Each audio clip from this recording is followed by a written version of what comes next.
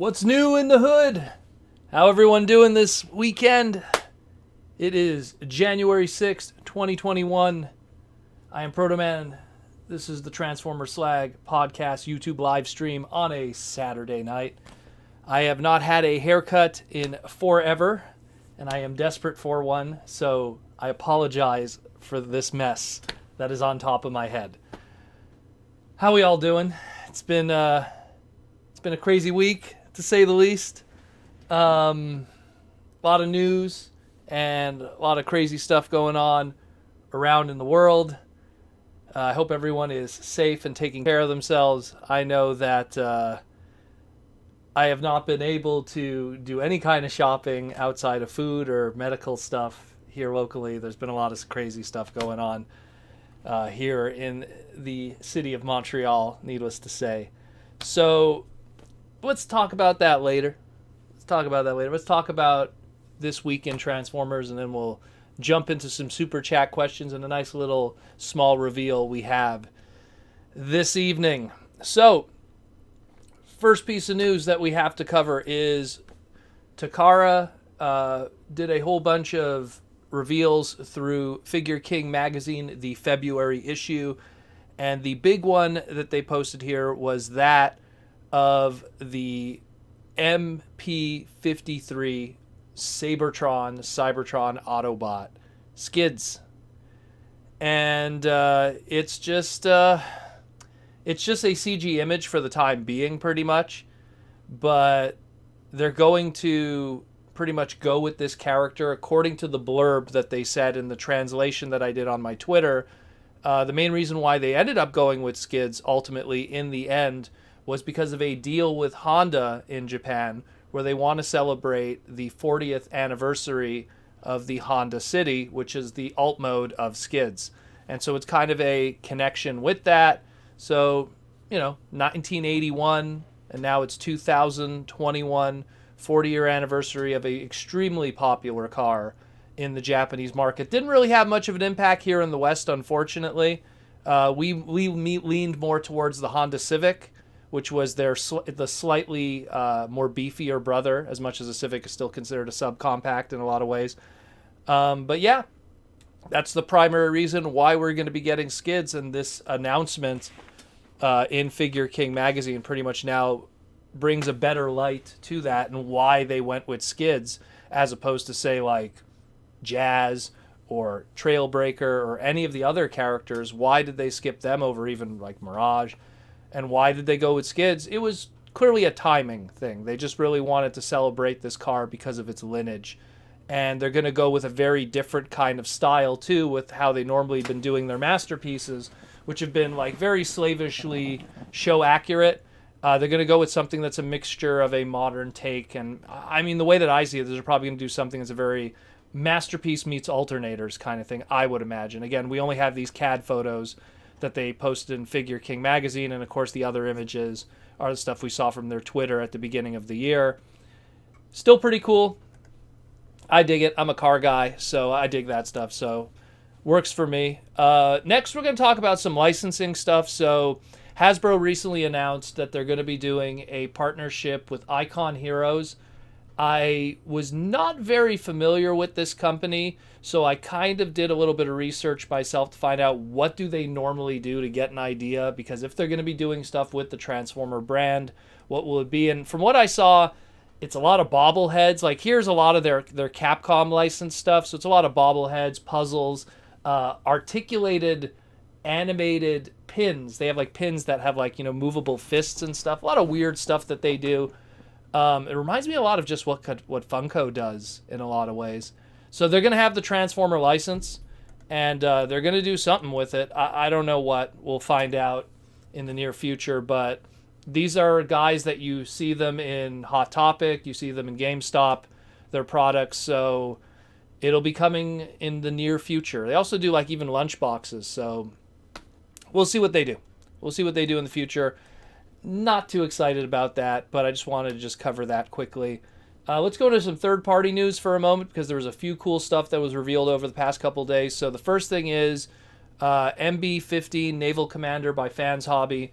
They finally showed off their box and how it's going to look mint in box, as well as some extra photos of their third-party Armada Optimus Prime. I guess we could call it a masterpiece. And it looks spectacular, this box. This really invokes that of the old 2001 Transformers Armada style, actually more 2002, of that leader class Optimus Prime. Even like, in the alt mode and everything, looks really, really good.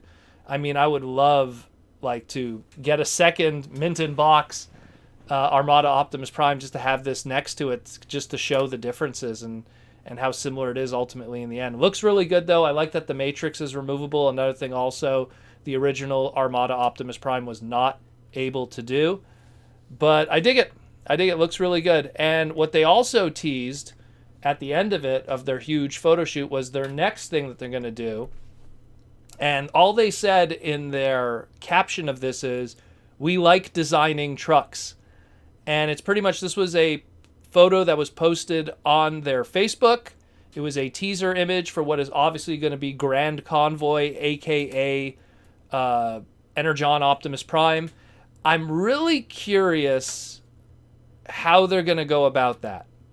I'm really curious because, like, anyone who's messed with Energon Optimus Prime, aka Superlink Grand Convoy, they know how boring that trailer is. That trailer really didn't do that much. It pretty much just held the limbs, the Prime Force as they were called or whatever. And, so I'm really curious what they'll do. Just like, they did a lot of new stuff with that Naval Commander trailer that we see in front of us. Let's see what they could do with that. I guess we'll call it the Prime Force trailer. I don't know, from Energon Superlink, because it didn't really do much. So maybe what I'm also hoping is maybe they'll really do a good redesign of that robot mode, and he won't be so fatimus, I guess. I don't know how to put it. But yeah, this is something they just recently showed off, and it should be exciting to see what they do in the future with that, because that was one of the, less likely enjoyed Transformer toys from that of the 2000s in that era. Let's jump next into another third-party thing that was announced this week, and it's that of MB14. They still don't have a third-party name for it yet. Of course, Fans Hobby doing their Masterpiece scale Master Force Headmaster Juniors. We saw MB12 Athena at the beginning of last year. Amazing figure. Pick that up if you can get a chance. It's very affordable, too, for what masterpieces are of the third-party scale. I was quite surprised. Then they revealed their Ace Hitter, which is that of Go Shooter, or Go or Shoota, depending on how you want to call them. Their MB13, and again, only in the prototype photos right now, the Police RX-7 F3, I think it's an F3 FC, no, it's an FC3S RX-7 from 1986, non-Savannah hood type. Looks really cool. And they revealed today their MB14, no third-party name yet, but that of Cab, or some people know him as Hosehead in the American market. And looks really cool. Again, I love Master Force. It's one of my favorite Transformer series. So to see some really nice articulated, updated versions of those characters, considering the original toys are very blocky, this is a welcome addition. And who knows if Hasbro will ever revisit those characters, because, well, they have the Nightbeat trademark, let's say. That still exists. But they don't have Sirens, and they don't have Hosehead anymore, so who knows if they'll ever revisit those characters. Maybe one day. It'd be really cool to see something like that, potentially, maybe in their, that junior reissue line that they're doing with all those Headmasters and stuff, but who knows what they'll do with that line in the future, if it even has any legs. We'll see how the sales are with that. Very expensive. A friend of mine, shout out to Matt McNally, he found them in Walmart in his area, in the GTA, and I don't know, man, it's just a wall of them and no one's buying them. They look nice, the packaging, but do you want to buy the same figures again and pay more? I don't know. Not feeling that, but these are cool. And speaking of buying a figure again, let's talk about the supposed Netflix Cheetor. We saw new images. These ones specifically, I have to know which way. These ones on the right here. This alt mode, and again, this one here, this image. So we have a better idea of both modes of this Netflix Cheetor and what we're going to be getting this time around. I already kind of went in length about this already in my previous segment. You could check it in the archive a couple days ago, where I talk about, like, you know, what is really different between these and the purposes. And ultimately in the end, what the Netflix line really does is they just give us different slight changes of already pre-existing toys. And it's something that we're not, you know, like when you think about it, right? Kingdom Cheetor comes out, we know it exists, it's in retail, we pick it up. And then we're not supposed to know that this is coming at some point. So because we don't know that that's supposed to be coming, we don't feel as bad picking up the Cheetor. This leaked very early, so people's feelings about this are bothered, because for people who haven't picked up this guy right here, they're probably going to now wait for this one to get the green eyes and maybe the different color scheme, the darker blue. But we'll see what happens. We'll see what happens. I mean, I'm still calling it Netflix Cheetor. That's what the listings have said all the way back in May of last year. But we still have no evidence, no information that says otherwise. Hasbro's still been pretty quiet about recent product. So there's not much we could really say right now about it, except what we could see and then make a decision from that. Also, in relation to Beast Wars, I just want to remind everyone that this past Wednesday, the Wednesday that just passed, was the debut of the very first issue of the IDW Beast Wars comic book. I did not realize this when I went to pick up my issue from my comic store, which I was very lucky to do because he has been suffering quite heavily, my comic store, and has not been able to open to the public. And I don't want to name drop him right now just so he doesn't get in trouble. But he hooked me up with my pull bin, and I didn't realize that this was a double issue. So if you pick this up, the $5.99 price tag that is on it is that for a reason. It is a double-sized issue with tons of extras at the back, including character art of all the different characters, alt modes, interviews, and more. A great first issue, an amazing book celebrating the 25th anniversary of the Beast Wars brand. Again, just this Wednesday it came out. If there's any way you could pick it up, go to your local comic store, buy it online, try to find a way to pick it up. If not, even digitally on Cosmicology or whatever, try to find a way to read this. Really good book. I'm very impressed thus far. Josh Burcham did a good job. Did a very, very good job.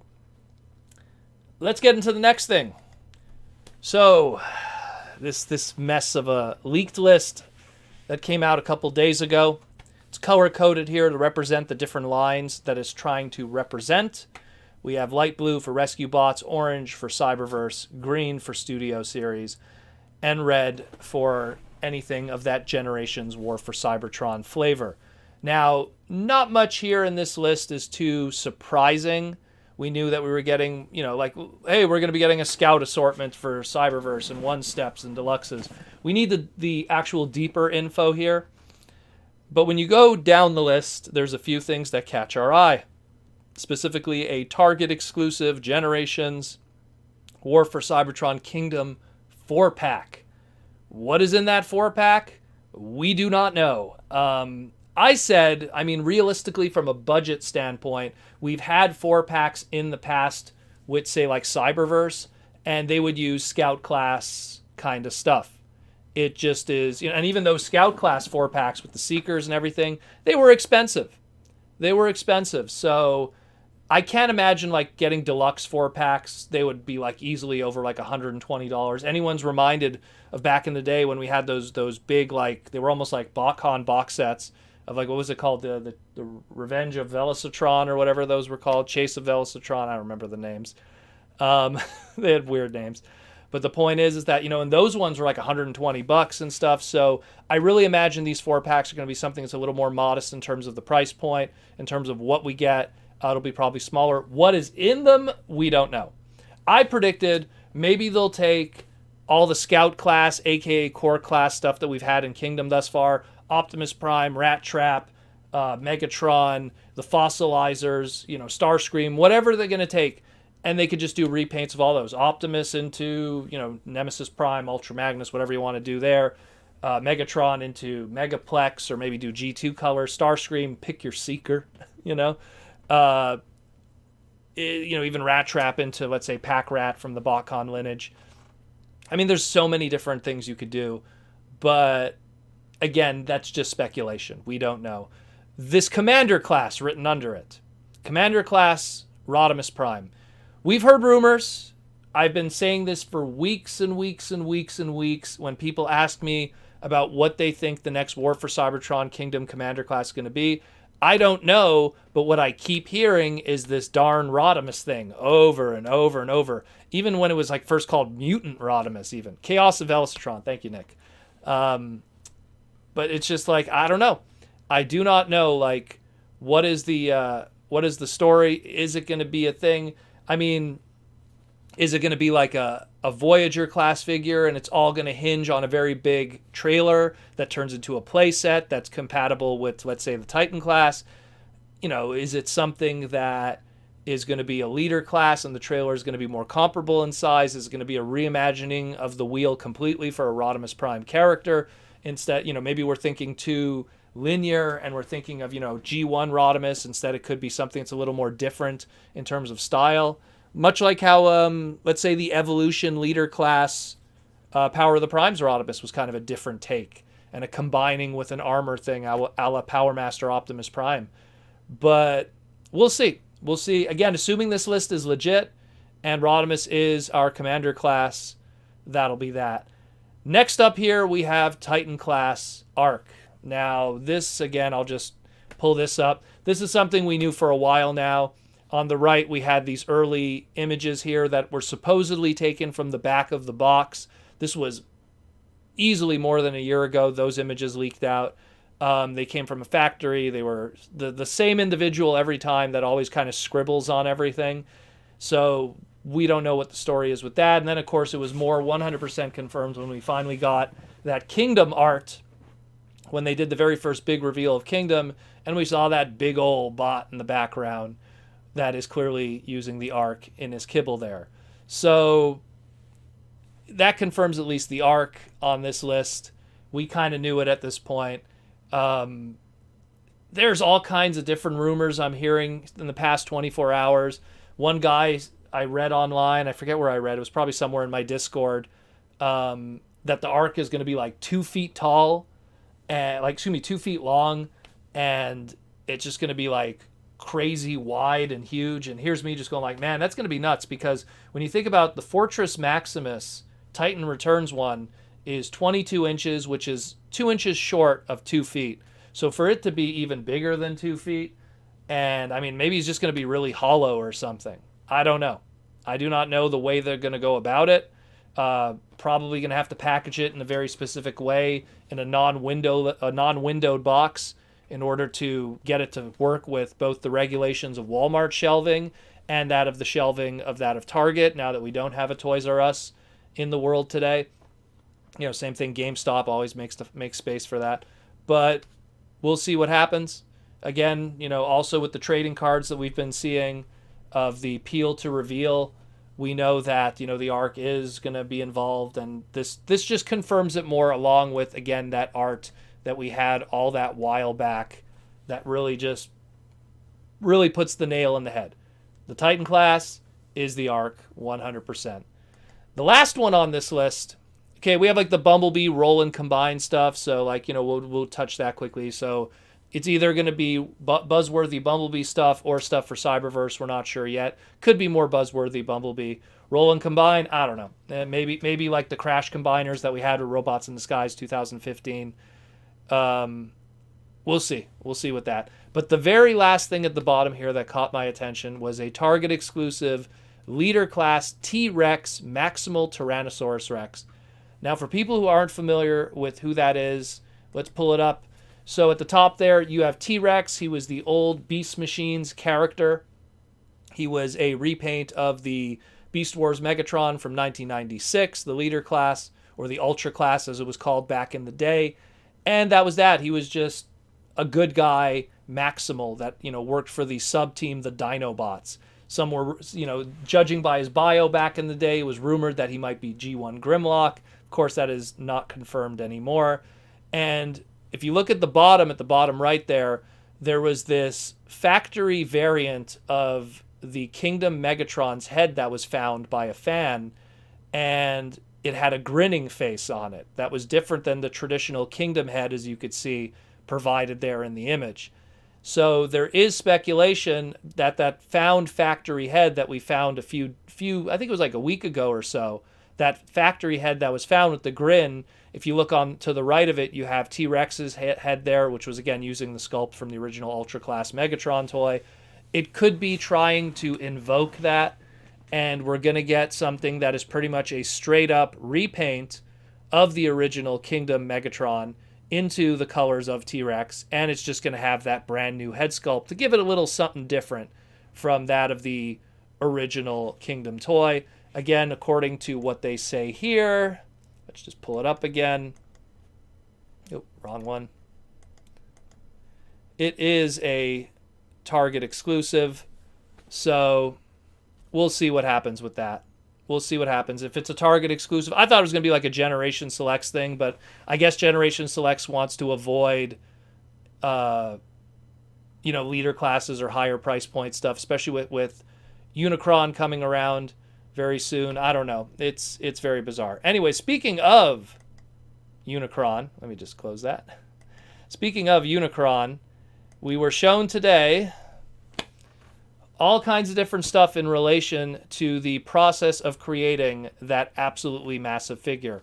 Anyone who saw on my Twitter, I did a little, I guess we could call it a broken down version of the video, where I just did a little animated GIF of all the different parts and pieces involved in the process, the injection molding, the tampo process, the spray process, all of that. So if you check on my Twitter, I did a little more, like, I guess a simpler version of the video with some nice little music that was very Vince DiCola-y. And he's looking huge. He's looking absolutely huge. And I have a video that a segment that I'm working on that'll probably, I don't know if it'll come out tomorrow or the day after, talking more about him in terms of a Transformer finance thing, because there's a lot of interesting stuff going on already, because some people are getting them early, some people already have their confirmed shipping numbers, and there's some interesting movement going on in relation to this. So I'm going to talk more about that tomorrow, because I really want to get a whole bunch of information together and confirm everything before I do my segment. But it's very, very, very fascinating. This is going to be our largest Transformer ever made. Keep that in mind. Largest Transformer ever in fiction should, in theory, be the largest Transformer ever made. I don't think Hasbro will ever do something like this again. I think they, if anything, I feel in a lot of ways they kind of went above and beyond their pay grade. And I think that whatever we're going to get after this point is not going to be anything close to this ever again. I just can't see it. Let's talk about some new stuff that's going to be making its debut here on the stream. So I always talk about Symbiote Studios. They're one of our sponsors for our podcast and for everything. They provide us with t-shirts and stuff, everything. I love their G.I. Joe stuff. Just recently they put out some new product also from Shovel Knight. Check out their stuff, symbiotestudios.com. They did a teaser recently showing off their next wave of their plush stuff. So up to this point with the Transformer plush, you have Optimus Prime, Bumblebee, Soundwave, and Megatron. Bumblebee, Optimus, and Soundwave were Wave 1. Megatron was Wave 2 with a whole bunch of the G.I. Joe stuff. And now Wave 3 is coming, and they're already teasing that of the one that's probably going to be the best seller of them all, in my opinion, and it's that of Starscream. But today they sent us a little teaser for all you guys of the next one that's going to be shipping with Starscream. Straight from the factory, here is the photo of the next one. So on top of that, they will be doing that of Grimlock. And Grimlock will be in his Dino mode. So up to this point, now we have Optimus Prime, we have Bumblebee, we have Megatron, we have Soundwave, we have Starscream, and we have Grimlock. What a surprise! The legendary 6 of the 7 have been done. All that's missing now is Devastator. So Grimlock is on his way. This is straight from the factory, this photo. So if you're excited about this product, check out symbiotestudios.com. They will be available in the future. They already have their first wave and second wave of Transformer plush and pins and t-shirts right now, but more to come in the future. But hey man, Grimlock now. What's cool about this, again, and I've said this before so many times with Symbiote Studios, it's not just because they're a sponsor, is that I've been collecting Transformer plush forever. Like I collect everything Transformers. And like there's always been Transformer plush lines, but they were always kind of one and done. Like, let me just show you guys just quickly, like even Creo. Like Creo back in the day did a plush, you know, and then it just one and done. You know what I mean? Just one and done. Just didn't happen afterwards. And it's the first time ever that we've ever had a Transformer officially licensed plush line that actually is waves, that are actually going to do multiple characters and more characters and more characters and exclusives. And there's a lot planned in the future from what they told me. So it's really exciting. It's really cool to see. And I mean, again, like I love their Bumblebee. I don't know why. Like the Bumblebee one, maybe it's because it has the side eye thing. I don't know. But they're really cool. They're way bigger than I thought. I remember when I got them, I thought they were going to be like small or like the Softimus and the Slumblebee from back in the day. And they had the little pins too. Really cool. I dig them a lot. Definitely check it out. SymbioteStudios.com. And now we know that we're getting a Starscream, which is, I feel that's going to be the one that sells the best. If there's going to be one plush that's going to sell better than everyone else, I think it's going to be Starscream. But also the Grimlock. Yo, that's hype, yo. That's hype. Again, maybe it's time for a hot rod in the future. Get the next ones. But yeah, that is that. So that's more or less for the news this week.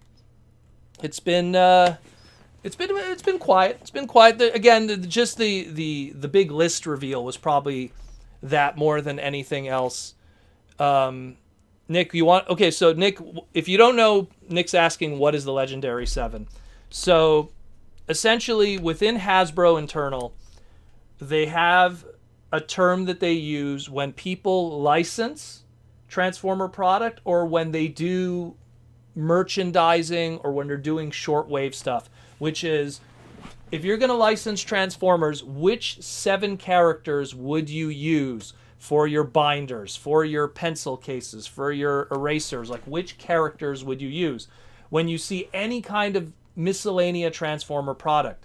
And the Legendary 7 are the 7 most recognizable characters, even with non-Transformer fans. Even someone who like maybe was a fan back in 1985 and just never went back to the brand ever since. They know the Legendary 7. G1 Optimus Prime, G1 Bumblebee, G1 Starscream, G1 Megatron, G1 Soundwave, G1 Grimlock, and G1 Devastator. Those are the most well-known. Those are trademarks that they hold on to forever, and they use it for everything. And every time there's people that do licensing, look even Funko Pop. Funko Pop just did their stuff. They cover that spectrum of it. So there's a whole bunch of that going on, and that's what the Legendary 7 is, more or less. It's Hasbro telling companies, hey, if you're gonna do these characters, now that you have the license with us, do these characters. And they follow their own, they practice what they preach. Look at the Transformers RED line. 6 of the 7 have been done. Look at the plush that we just see from Symbiote Studios. 6 of the 7 have been done. Devastator's the only weird one because of his height and size and everything like that. But they still fit him in any other places they can. Trust me. They can. If they could do a tiny turbo changer or a tiny Titan or something, they will do it. So it doesn't make a difference. We got a super chat question from Downright Superb. Again, people, be sure to get your super chat questions in, and I will read them on the podcast. So, super chat question by Downright Superb. Thank you, Downright Superb. Gun policy aside, do you think the engineering would be there if Studio Series 86 Megatron figure, would they bump the price point to leader to compensate? You know what? I was having this discussion with someone from Hasbro. You could probably take a guess who. And they said that, think about like what they did with the Shockwave, the leader class Shockwave from Siege. And they kind of put all this armor on him and everything, and they flipped him upside down and made him a boat. It's something where if they could really just, they'll have to do something where Megatron is more, I guess, still safety colors, I guess is the best way to put it.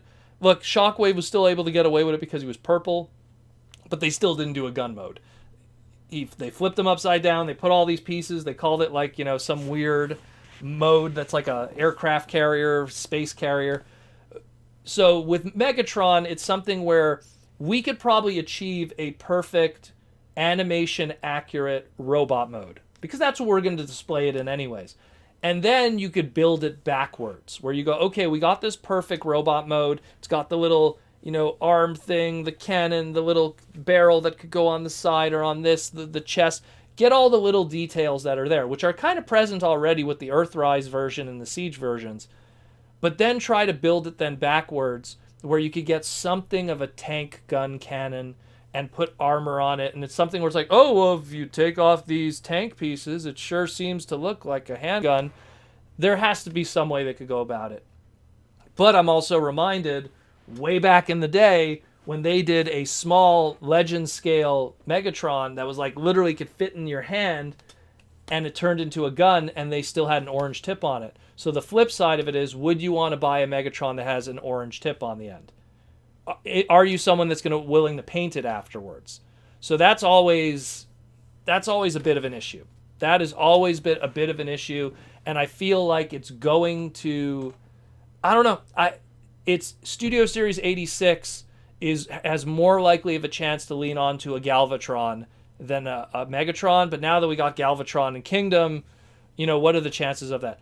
How I think it could potentially happen, one way, is Studio Series 86, and people are going to hate me when I say this, Studio Series 86, Hasbro Pulse exclusive, not a retail product, 18 plus purchase kind of thing. That's the only way I could see that, where it couldn't be sold in retail. I think that it would be a non-retail product, and it would be able to get away with it that way. That's it, because it's too complicated. There's too many hurdles, and look what they did with Shockwave, and even then, it's still not 100%. We got kind of a Voyager out of it, but that's that. But thanks for the question. Downright superb. Awesome stuff. We have another super chat question from Sam Dermody. I apologize if I said that incorrectly. And Sam wants to know, what character would you consider close enough to the Legendary 7? I'd say Ratchet, Jazz, RC, Shockwave, off the top of my head. So there's then what they call second-tier characters. Second-tier characters are characters that are not part of that upper echelon, but they do get used in merchandising and product like that. Jazz falls into that. Windblade, oddly enough, Windblade falls into that. Windblade is getting a lot of, like she's started to become the Wonder Woman to the Batman and Superman of, like, let's say the Optimus, the Bumblebee, and the Windblade thing. Windblade is really falling into that second tier now. I feel it's like there is no official list for second tier stuff of the Legendary 7, but I feel it's like it's Jazz, it's Prowl, it's Windblade. I want to say RC, she does pop up and stuff too, depending on it. Like, I know, like, when WizKid got the license for those tabletop Transformer, like, figures there, the matte gray painted ones there, they had RC in that one, but that's, because Windblade doesn't have a strong G1 lineage. So it's mix and match. I mean, my boy Hot Rod, I wouldn't even put him in the second tier. He's probably like third tier or fourth. Like, I'm dead serious. And he's my man. He's my boy. But I wouldn't even put him there. He's much lower down the list, in my opinion. Like, I would recognize, even then, like, at that point, when you start getting like third tier, then you're thinking of 90s kids and people who grew up on Beast Wars. Like, Cheetor, it has more lineage, like more mainstream popularity than that of even of G1 Hot Rod, which is crazy when you think about it, but it's true. Just from a national standpoint, and knowing what different walks of life and what different fans know from different, again, we're a 40-year brand, so it that happens. But thank you for the question, my brother. That was a good one. We have another super chat question from Matthew Strudinger. And Matt wants to know, I have been struggling to acquire leader class figures from both Kingdom and Studio Series 86. Are they random, or do they package them in sets? So how it works with retail is everything comes by cases. but they come by cases by price points. I'll give you an example, right? So a deluxe Cyberverse figure, right? Deluxes in general come in packages of 8. They come in a case, and it'll have 8 in them. And usually about, I would have to say 80% of the time, when it's a case of 8, it's 2 of each character. So like, to give an example, like on the back here, I'm just going to so these 4 originally shipped together, Optimus, Megatron, Shockwave, and Bumblebee, and it was 2 per case of each one of them. When you go up a price point to Voyagers are 4 per case. And usually with Voyagers, there's only 2 characters of the Voyagers. Because usually with a wave, you have 4 characters for Deluxe, 2 characters for Voyager, 1 character for Leader class. So with the Voyagers, they're 4 per case, and you get 2 of each character in that. And then when you get to the Leader class, that's where it gets weird, because if there's 2 Leader classes, you just get 1 of each character. If it's just the 1 character in Leader class, you just get the 1 character twice. A Leader class case is 2 figures. In the past, it used to be 4, but the boxes have changed since then, and they're weirder. So when you probably go to your retail location, whether it be Walmart, whether it be Toys R Us, whether it be, I don't know where you're located, Matt, but I'm going to assume, like, let's say the United States, because that's a majority of my viewers. But let's say Target or Walmart. It's really, Walmart goes, okay, we have 1 case of Transformers War for Cybertron Kingdom Leader.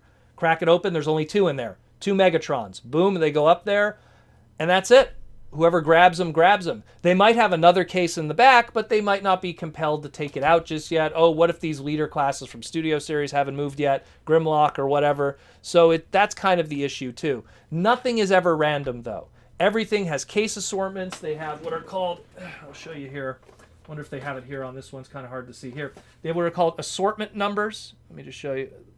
See the authentic Transformer logo above it? It says ASST, and it has a number there. That's the assortment and the assortment number. So that's another way too. Like if you see like a figure and you go, oh man, are like the other figures in this wave of it part of it? You just look at the assortment number and stuff like that. It's little things here and there that, I mean, I wish I had more boxes nearby to show you. Hold on. Let me grab this Cyberverse one. Probably has the same thing. The assortment number. This was I think this was exclusive to Walmart. This one also. Anyways, but you see there's the assortment number. Come on, focus. There you go. The E7840 3-pack there. But yeah. None of it is random though, brother. None of it is random. It's all by cases. And if you are having problems finding stuff, it really is, it's a touch and go kind of thing. Everyone has different experiences and has different regions, how busy their Walmarts are, how busy their Toys R Us's are, or their Targets, or their whatever. I always say, like, people always tell me, oh, I never find anything at my Walmart. And then I ask them, like, how often do you go to Walmart? Do you go to Walmart once a week? Do you go to Walmart twice a week? And like, oh, I go like on Saturday. Who's to say that they cracked open a new case of stuff on Monday and it just gets cleared out by all the other people? We're all not an island. You know what I mean? We all have other people that are collectors too. So there's a strong possibility that you're missing out. Now, I wouldn't suggest going to Walmart every day, to try to find the product, because that would just be maddening. But I remember, years ago, I'm talking like 15 years ago, I used to work at Burger King, and that Burger King was next to a Walmart and a Toys R Us, and I went every single day after work, because it was on the way home anyways. I would go into both of them, and what I learned is if you go every single day, you'd be surprised how many times stuff shows up and then the next day it disappears. Like, I would go in, like, this was like Energon, just to give you how long ago it was. I'd go into Walmart, I'd be like, oh wow, look at all this new Energon product. And it wasn't there on Monday, it's there on Tuesday. Then I come back on Wednesday and half of it is gone. And by Friday, it's all gone. And it's like, you'd be surprised how quickly product goes into Walmart, how quickly it goes out of Walmart. Millions of people walk through there every day. Not to mention, we live in a world today where toy collecting is a lot more hip than it was, let's say, in the early 2000s. Geek is chic, as I like to say. So it's something where it's it's something where you got to be really on top of that. And there's no easy answer, unfortunately, because everyone has different experiences. Everyone has different locations. Some people only have one Walmart. Some people they're in a town where they don't have anything but Walmart, and it's the one Walmart, and the whole town relies on that one Walmart. And if that one Walmart only gets one case of each price point, I feel for you. You know, I live in Canada. We have a lot of difficulty when it comes to retail and product and stuff getting to us. You know, ask me how many Kingdom toys I have right now outside of what people have sent me. You know, very little, because it hasn't been good. Not to mention I can't really go out right now. I mean, we have the I don't want to use that word, but we have the big V, you know, we have the big V going on, and there's curfews, and you can't buy non-essentials. It's crazy world we live in right now. Crazy world. But anyways, thank you for the question, brother. Thank you for the question. Downright Superb with another question. Thank you, Downright. You are a very, very loyal Transformer Slag follower. Are there any series on streaming services, if possible, rights-wise, for Hasbro to put every series, even Japanese stuff, on their own service? So the one that I would suggest to people that Hasbro has allowed up to this point is there's a streaming service called Tubi, if you've heard of it. Tubi, it's Tubi. It has some Transformer stuff on it. Not everything, but some. The Japanese stuff, the problem with the Japanese stuff is the official translated Japanese stuff, like Master Force, Headmasters, Victory, and Zone, the official subtitled versions of those by Shout Factory are effing terrible. So, as much as I'd hate to say this, if you want the best experience of the Japanese stuff, find TV Nihon's subtitled versions of those. Those were subtitled by Hydra, by Lonely Gamer. Those were legitimately perfect subtitles, not garbage subtitles that were actually mistranslated and using the wrong names for certain characters. So, Larry. What Larry said about Quebec. Anyways, I'll get into that in another time. But yeah, so the Japanese stuff's a little more difficult, unfortunately. That I would suggest, like I say, find it any way you can. Wink, wink, you know. TV Nihon. They were the ones who did the subtitles long before there was official subtitles done by Shout Factory and Hasbro. And they're way better. They're the superior subtitles. And as for the other series like Beast Wars and stuff, again, Tubi. Check out Tubi. Tubi's a good source, and Hasbro right now lets them get away with it. They have quite. I want to say, and I haven't. Don't quote me on this because I haven't checked in a while. I checked about a year ago, so it might have changed. But I think they have Armada, Energon, Cybertron, Beast Wars, Beast Machines. I know they don't have animated, but that could have changed maybe. But I know that at that time they had that stuff. I think they had also, I want to say they also had maybe the first season of Transformers Prime.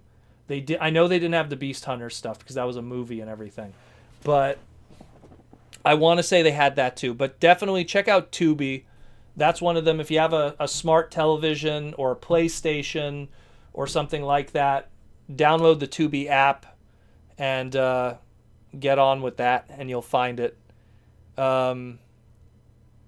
TV Nihon, good for TFs, not for Sentai. Well, I watched a lot of my Sentai through TV Nihon, so maybe I did it bad back in the day. Mind you, we're talking 2002, 2003. It was a different world back then. But thank you for the question, brother. Downright Superb, you're an awesome dude. We have another super chat question from Alejandro. He's back, Alejandro. How you doing, Alejandro? And he has a question. Since the Combiner Wars Devastator got re-released possibly because of surplus. Actually, it's for another reason. I'll explain that. Is it possible that Hasbro could do it again for more product, possibly more Titan Combiners? The re-release was actually for trademark reasons, unfortunately. They did the Studio Series 1 that they put together, and that got the trademark for 2020. And they just wanted to just keep it going in the late 2020, and it was just reissued for that. It wasn't for surplus. I honestly thought it was surplus. I honestly thought, wow, did they, find, more cases of this stuff? But it wasn't surplus. It was just It was just they just wanted to keep the trademark floating, you know? Because Devastator is one of those, just like talking about the Legendary Seven just before, Devastator is one of those more difficult characters to make product of. Because people have an expectation of it. You don't want, like, it's so easy for Hasbro to just put out a deluxe figure that's called Devastator, but they don't want to do that. And Hasbro for years have found places to put that Devastator name to just keep it going. It's like, oh, hey, we're going to put it on this tiny Titan. There was a tiny Titan called Devastator. We're going to put it on this little PVC. We're going to take the Street Fighter G.I. Joe toy line. Look it up. There was a Street Fighter G.I. Joe toy line in the 90s. They called one of the vehicles Devastator, just so Hasbro could hold on to that trademark. I think it was actually a purple repaint of the tiger, the snowcat from G.I. Joe. But it's really just, that was the primary reason. It wasn't because they found extra stock. It's that they actually manufactured more stock from a design that really, outside of the SDCC version, the Takara version, and the Hasbro version, there is no other version, so they just want to get more money from that investment that they made all those years ago. And it really was a centerpiece also for the PlayStation video game, Devastation, so that's more or less it, unfortunately. I know people want more Devastator in the future, but at the time being, I mean, I think that they just bought themselves another 4 years, so I don't think we're going to see anything for a little while. I hate to say it. We got another super chat from Sandra. How you doing, Sandra? Sandra Portela. I love your name. And Sandra wants to know, Proto, do you think there's a chance for a Transformers the Animated Season 4? Sandra, I would love it. Derek Wyatt would love it. Where's Derek? Derek should be in the chat too. I would love a Season 4 of Transformers Animated. Derek would love it. Derek himself said that if there would be a Season 4, he says it would more realistically happen in a comic book form than it would be as an animated series, just because of the direction in which Hasbro's going right now with Transformer storytelling. The sad truth is Transformers Animated was Hasbro's plan B if the movies didn't do well. And the movies did do well, and then they're like, well, what do we do then? And they're like, oh, well, let's just finish this animated thing, and then we'll move on to Transformers Prime that's more movie flavored. And look, we all love animated. Animated is easily like anyone's top 5 Transformer series. Like it has the spirit. It shows what happens when two people are working on a series who are hardcore fans, who know what the fans like, and could put in, you know, like all that little fan service and fan wank. It had an amazing voice director in Sue Blue, aka G1RC, who whenever they needed to get someone, oh, we're going to have Hot Rod on the show. Hey, Sue Blue, could you call Judd Nelson? Oh, hey, we're going to have Wreck-Gar on the show. Sure, you can't get Eric Idle, but could you get Weird Al? Like, she was really good at getting those voices for the shows, and that was the magic of animated. I would love if there was Season 4. Look at all the supplemental material we have of Season 4. The BotCon comics, they did the little BotCon book. I think it was called something of Blur. I have it somewhere. I have to pull it out there, but it's too far away. You know, they did all those supplemental books. They did the what do you call it? The Allspark Almanacs, the 2 of them, which were kind of like Season 4 supplemental material. Look, I would want more like crazy. You know, long after animated was done, I've said this many times. I was on another podcast and I talked about it. If I would have continued with BotCon after I was with BotCon until the end of 2016, working with the box sets with them. If we would have continued, that 2017 set would have been animated related. I would have pushed for that so hard. I had so many ideas in my head. Wasp, and they were all just repaints. You just take pre-existing molds and repainting them. Wasp, Cliffjumper, Ultra Prime, not Ultra Magnus, Ultra Prime before he was a Prime, using the Windblade Optimus Prime set. Hydrodive, Bumblebee, all of that stuff. Had so many plans for that, so many. But thank you for the question. I would love if there was Season 4, but even Derek himself has his doubts and feels a comic book would be way more realistic. And if a comic book is way more realistic, then bring it on. Look, we got our new Beast Wars comic book, done with the amazing art of Josh Burcham. Let's see Derek and what's his name there, get back together and do an animated animated comic. 4 issues, 8-issue miniseries, 12-issue maxi series, ongoing series. I don't care. Make it happen. There's fans. Derek, if you're listening. We have another super chat question from Matthew again. And Matthew wants to know what Transformer video games is number 1 in your opinion, which is underrated. Number 1, it's kind of a close tie between War for Cybertron, Fall of Cybertron. I think it goes without saying with a lot of people. They are, without a doubt, the best Transformer video games ever made. And I don't think we'll ever get Transformer games like that ever again because it was a AAA title made by people's High Moon Studios that were huge Transformer fans that really wanted to make something good, combined with the fact that it wasn't based off of a licensed property per se. So there was no timeline that they had to meet. Meaning, like, it wasn't like this game had to be finished because it had to match a Transformer TV show or movie. This was its own thing. Yeah, of course, in hindsight, it ended up becoming part of the Prime continuity, but it really was its own thing moving forward. First, it really was like War Within or something, this pre-G1 story.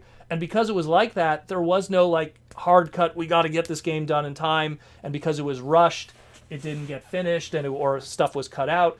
Those games are amazing. Play them any way you can. I would suggest personally, the cheaper way to get them is the Xbox 360 versions. But if you want to find more people playing online when online was a thing, it doesn't exist anymore. I always told people to get the PlayStation versions. Now it doesn't matter because there is no more online, unfortunately. So if you want to get it, if you have an Xbox 360, the secondary market for War for Cybertron, Fall of Cybertron games are ridiculously cheap. I think you could get them for like $10, $15 at most now. Mint complete with the book and everything. You just won't be able to get the skins and play online, which is brutal because that's what made it so fun. Was making your own custom character and getting in there and just having a good time. Now, you asked, which is the most underrated? Me and Vangelis have said this for years. The biggest sleeper hit game, and it's super cheap also, and so many people have an install base of it, meaning like they own the system already, so they could play it. If you have a Nintendo DS, not 3DS, a DS, although you could play it on a 3DS too, the Transformers movie game, Movie 2007, Transformers Autobots, and its other version, Transformer Decepticons. It was like Pokemon. There was 2 versions. 2007 movie game for the DS. It was an amazing game, way different than the other licensed games. You are an Autobot or a Decepticon. You pick your version. You pick your faction. You are an Autobot or a Decepticon who is in the team. You have your own story, you choose what you want to scan. So you have all the, I think there's like 28 different things you could scan, and you could customize it to colors, how you want it. You create your own character, and you are living the story within the first 2007 movie as an extra character with the Autobots or with the Decepticons. And it's really well done. There's voice acting on it done by Keith David, a.k.a. Goliath from Gargoyles. He does Barricade. There's a lot of really good voice acting. Peter Cullen does his voice for Optimus. Frank Welker does Megatron. This was before Frank was going to do Megatron permanently in the Michael Bay movies. So that's a really good game. And that, no joke, I wouldn't be surprised if you could find that game now, no joke, for like $5 loose. Like, it's so cheap, DS games, and especially licensed movie DS games. And it's such a sleeper hit. It is so good. It's still, to this day, the online doesn't exist anymore. What a surprise. Online got discontinued. And it had this great online mode, which was like, like the 2 factions. If you were the Autobot cart, you were trying to beat the Decepticon cart people that were playing online.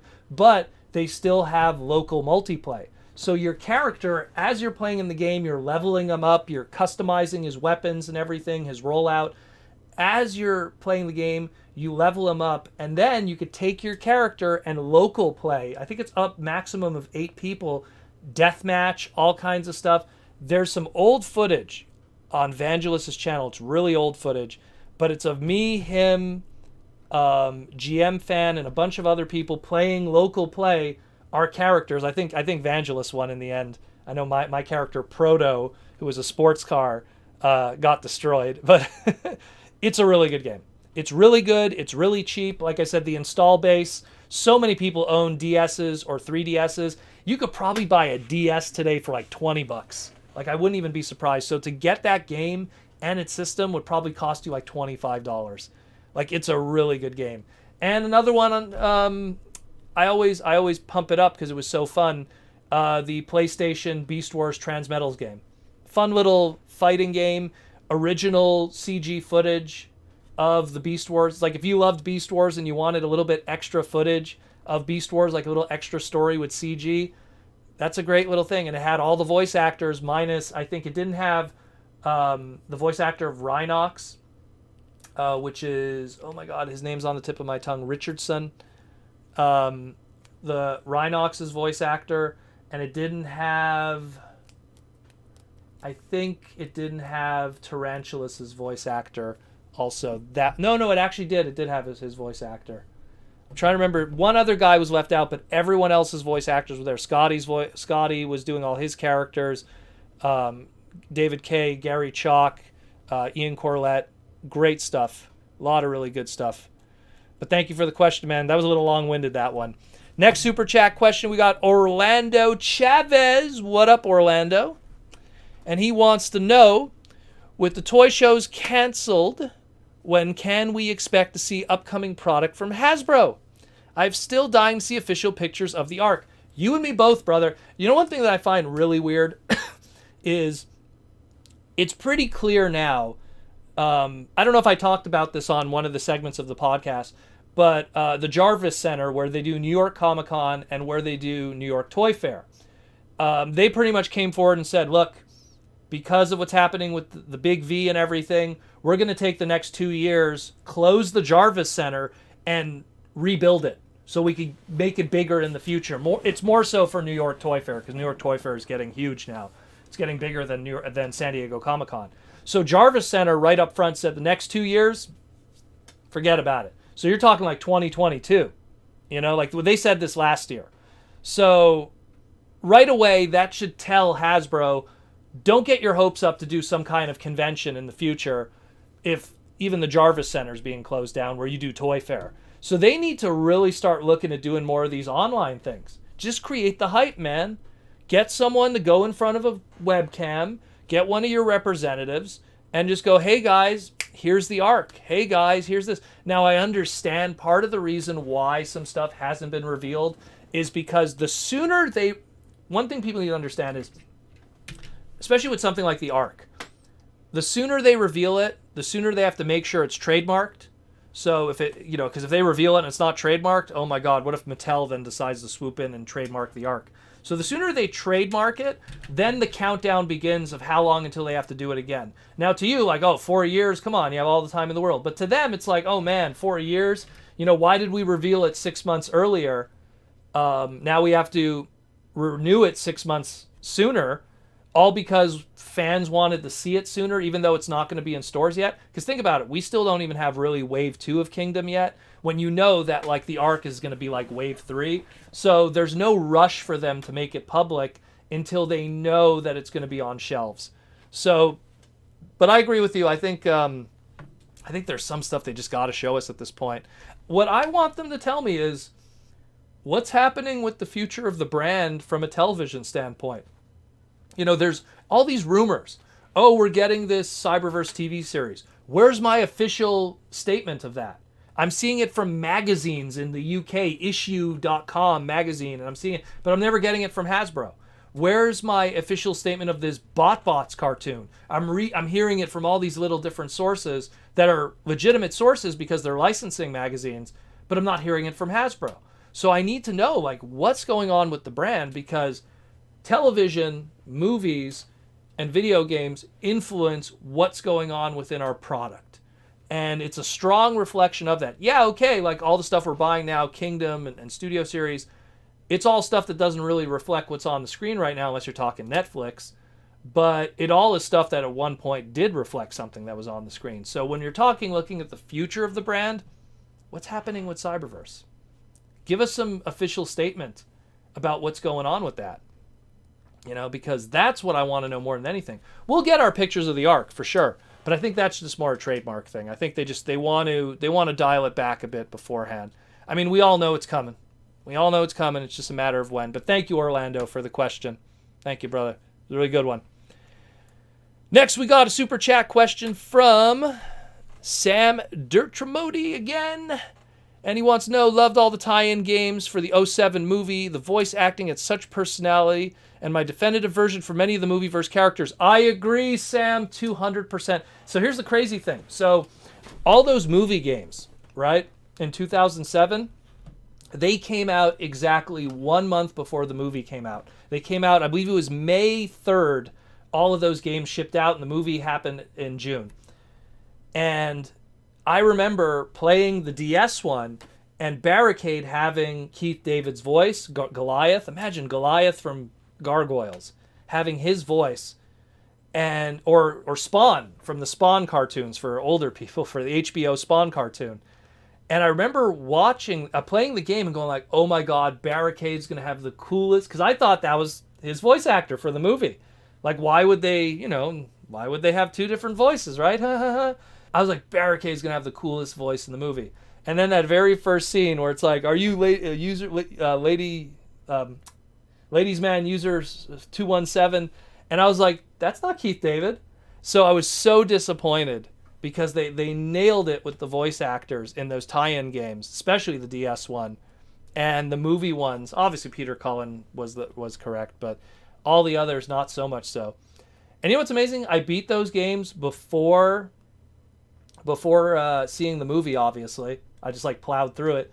And yet I didn't put two and two together that anything was a spoiler. Because I don't want to... Well, is it spoiler really? So in the game, your character that you created has to take the Allspark and put it in Megatron's chest. It's not Sam. It's you who does it. I mean, are we really spoiling a 13-year-old video game and movie at this point in our fandom? But... So, and I didn't put two and two together. Oh, is that going to happen in the game? Is a character going to do that? Well, evidently so. Another thing, too, is also because it has, this cool open world. They could just, an open hub that you could just kind of chill in. I love those games. Again, I can't stress it enough. They're so good. They are so good. There's a lot of really good Transformer video games. Again, Vangelis recorded a panel that I did in 2010. I don't know what he called it. It's on his channel. I think it's called TFCon VG or TF Video. No, I think he called it TF Video Game Panel by Protoman. I did an hour-long panel talking about the history of Transformers and video games, going all the way back to 1984, stopping right up to 2010 when that panel happened. And so I cover all the crazy stuff in between, not the stuff afterwards. That panel was done long before. The War for Cybertron, Fall of Cybertron games were a thing. So, but check that out too when you get a chance. Really good panel that I did all those years ago.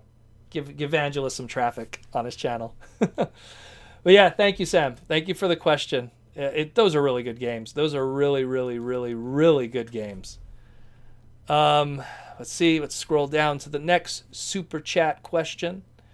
Downright Superb again with the super chat. Thank you, Downright. PC download codes for Cybertron games on Amazon. Are there? Is that one way? But on which system, though? So they have it for PC, so at least it'll work for Steam and stuff.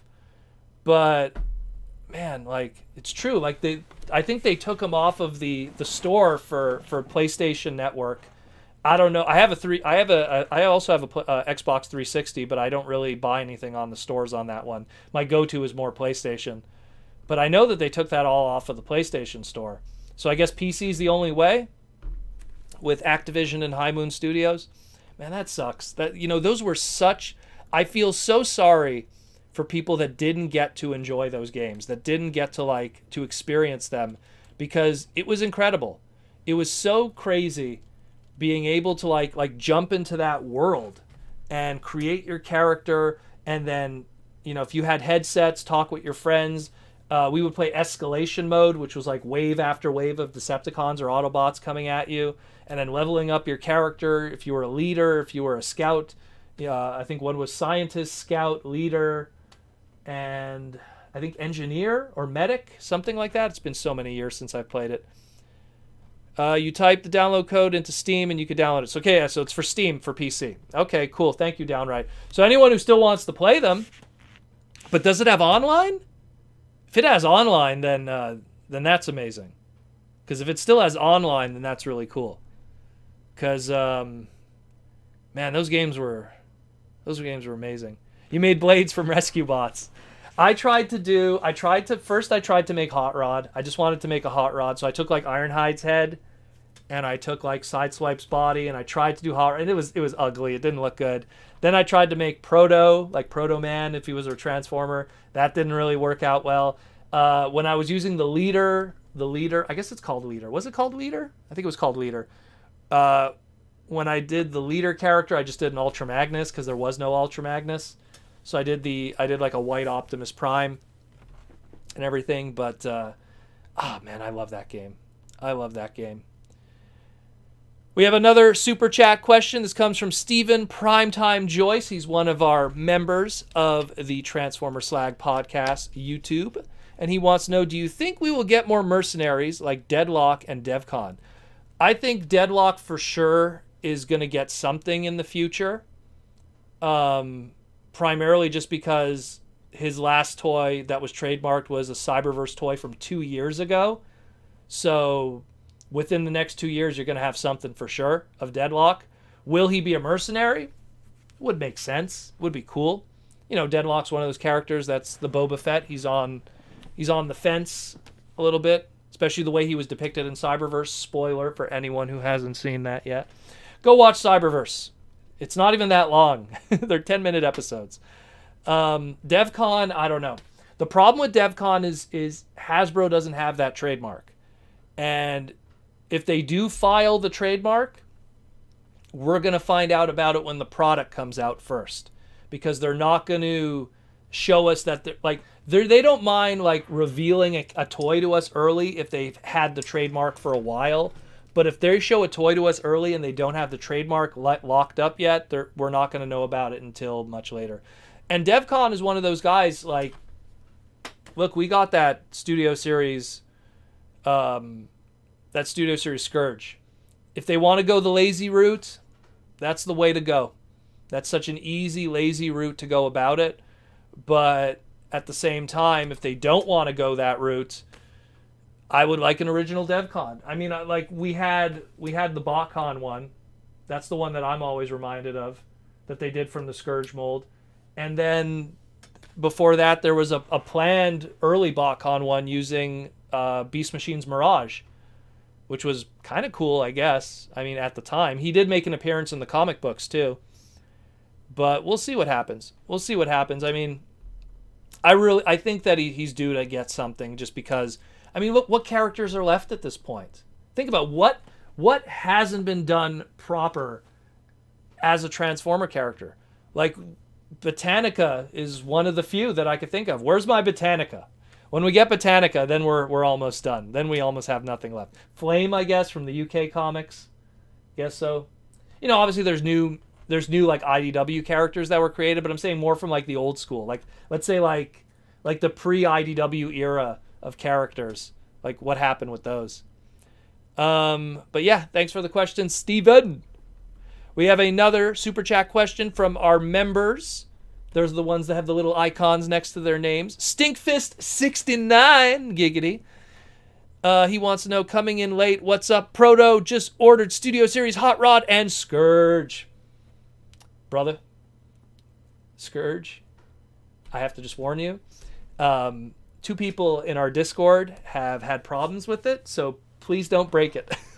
Supposedly, Scourge, sometimes his paint gets really stiff in his wrists, and if you try to turn his wrist, you might run the risk of snapping either the wrist or his thumb. So be careful with that. As for Hot Rod, he's amazing. He's the best. Better than all the rest. So enjoy Hot Rod. And hopefully we'll get a really good Rodimus with this supposed commander class. Supposedly. Got 45 minutes left, my people, tonight. It's good chat tonight. Good chat tonight with all of you guys. It's been pretty good. Where we at? I'm trying to see the questions here. Hey, Proto, would you like to retool Tigertron as a new fembot named Snowstalker? You know what? Here's the thing. So I talked about it in a previous segment on my podcast. I think it's called The Two Heads, no pun intended. Nothing sexual about that. The Two Heads segment where supposedly Tigertron is going to get a repaint. And he's going to have a new head sculpt. He's going to have that mutant head sculpt. Probably not going to be Snowstalker. But I'm telling you, with Tigatron, like if you want an easy second character, Snowstalker is the way to go. That's his fellow Seeker in a lot of ways. Or like the Datsun brothers. So it would be cool, female Tigatron character like Snowstalker. This time she doesn't pass away. Spoiler for anyone who hasn't watched a 25-year-old Transformer series. Sorry about that. Where are we at? Let me see.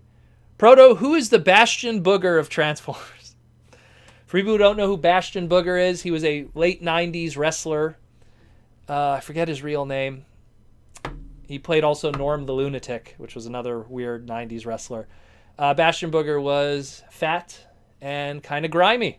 Kind of picked his nose and ate chicken. Who has a bad hygiene kind of Transformer? Well, I don't want to say Bulkhead, because Bulkhead kind of has the Bastion Booger physique, animated Bulkhead, but animated Bulkhead paints. He's kind of smart. He's a space bridge engineer.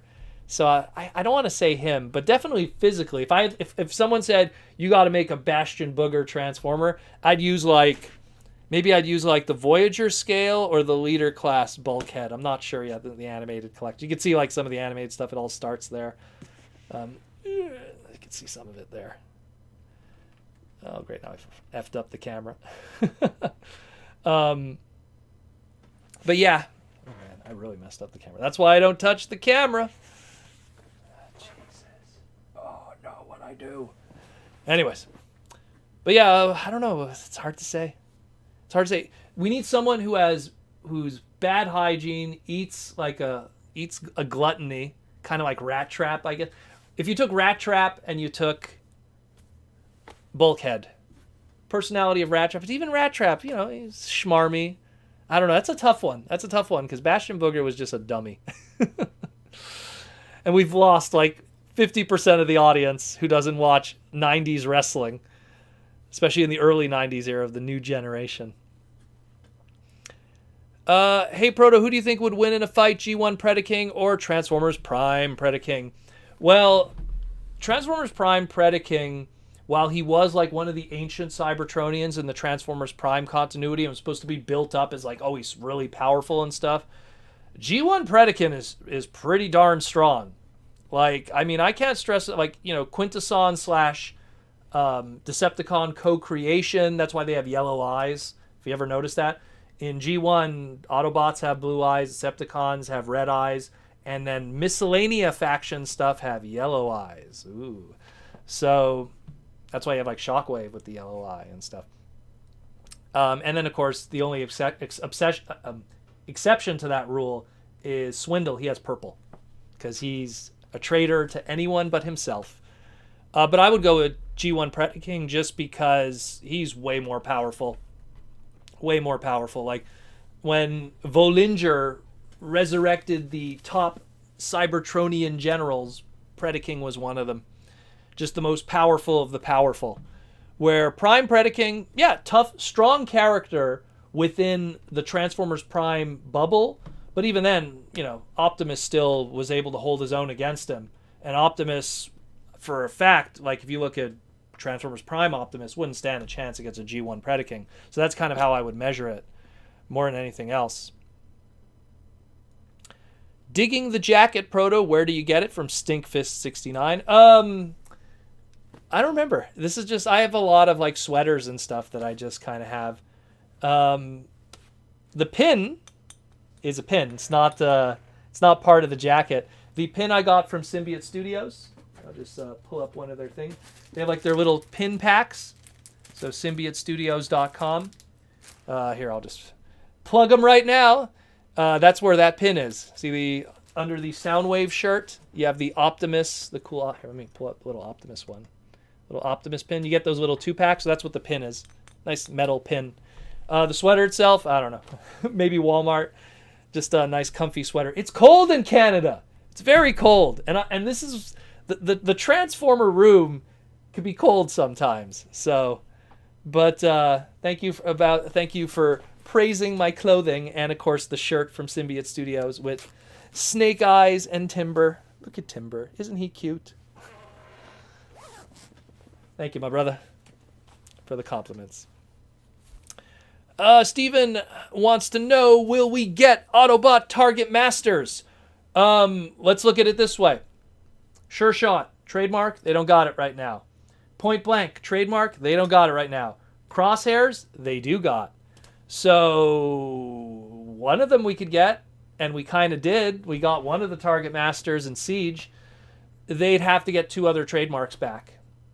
And I would love to have a modern day Point Blank, because I love Point Blank. Point Blank is like easily my favorite Target Master if you don't count a certain Hot Rod that's a Target Master. But Point Blank is really cool. So I would love it if they would do Target Masters again. We just got the one.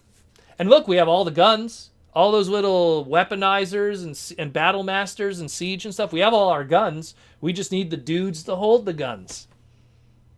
Otherwise, you have to go third party.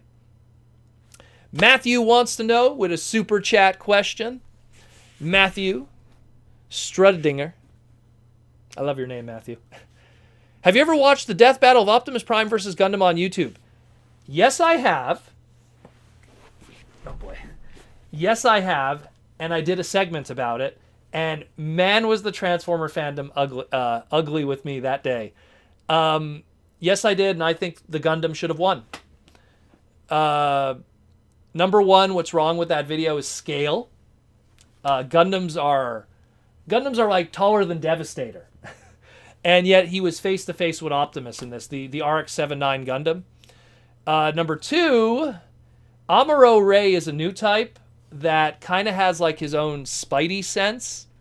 And he's kind of able to predict things before they happen.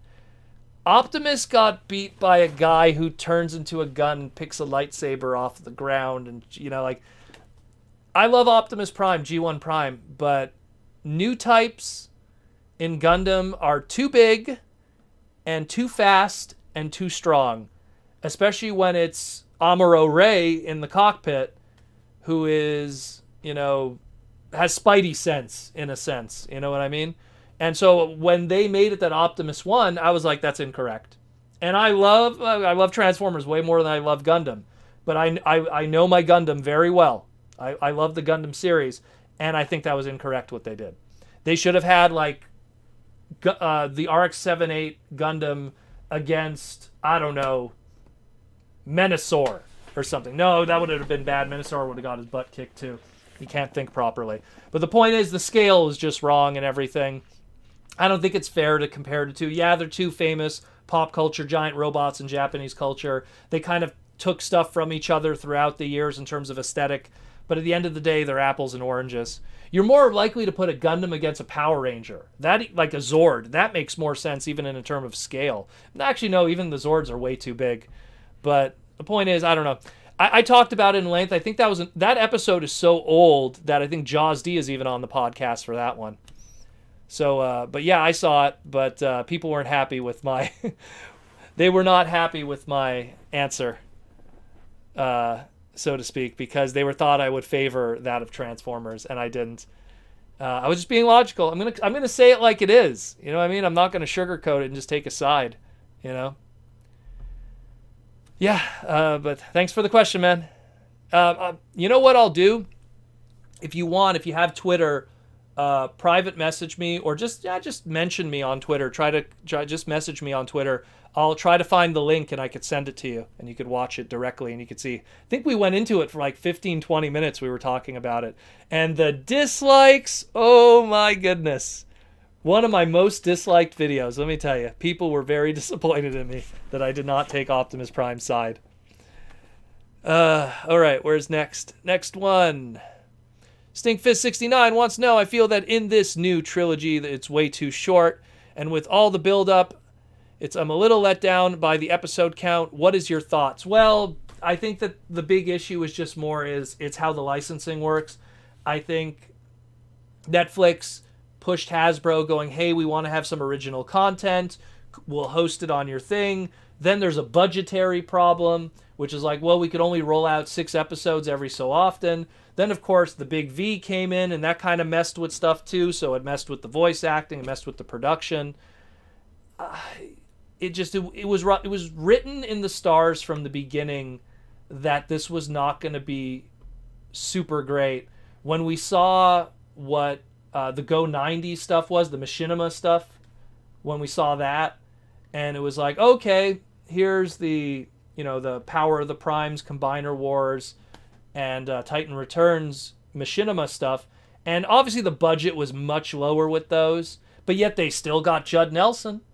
They still got like some famous names to do voice acting in it, and it still wasn't that great. I love Judd Nelson, but I think he forgot how to voice a certain, turbo revving young punk.